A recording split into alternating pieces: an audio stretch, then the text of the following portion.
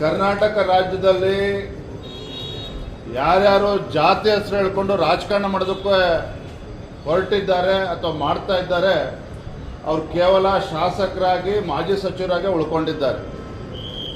ಯಾರು ಈ ನಾಡಿನಲ್ಲಿ ಎಲ್ಲ ಸಮುದಾಯಗಳನ್ನು ವಿಶ್ವಾಸಕ್ಕೆ ತೆಗೆದುಕೊಂಡು ಎಲ್ಲ ಸಮುದಾಯಗಳ ಧ್ವನಿಯಾಗಿ ಇವತ್ತು ಹೋರಾಟವನ್ನು ಮಾಡಿದ್ದಾರೆ. ಯಡಿಯೂರಪ್ಪನವರಂಥ ನಾಯಕರು ಮಾಜಿ ಮುಖ್ಯಮಂತ್ರಿಗಳಾಗಿದ್ದಾರೆ, 4 ಬಾರಿ ಮುಖ್ಯಮಂತ್ರಿಗಳಾಗಿದ್ದಾರೆ.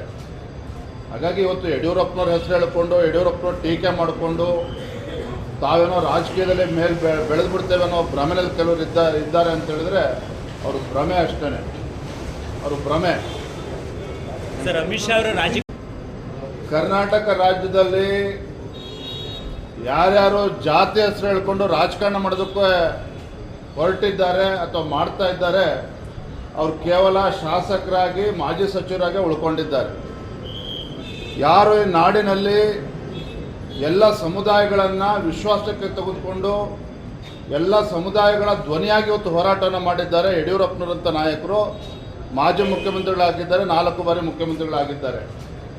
ಹಾಗಾಗಿ ಇವತ್ತು ಯಡಿಯೂರಪ್ಪನವ್ರ ಹೆಸರು ಹೇಳಿಕೊಂಡು ಯಡಿಯೂರಪ್ಪನವ್ರು ಟೀಕೆ ಮಾಡಿಕೊಂಡು ತಾವೇನೋ ರಾಜಕೀಯದಲ್ಲಿ ಬೆಳೆದು ಬಿಡ್ತೇವೆ ಅನ್ನೋ ಭ್ರಮೆಯಲ್ಲಿ ಕೆಲವರು ಇದ್ದಾರೆ ಅಂತ ಹೇಳಿದ್ರೆ ಅವ್ರ ಭ್ರಮೆ ಅಷ್ಟೇ, ಅವ್ರ ಭ್ರಮೆ.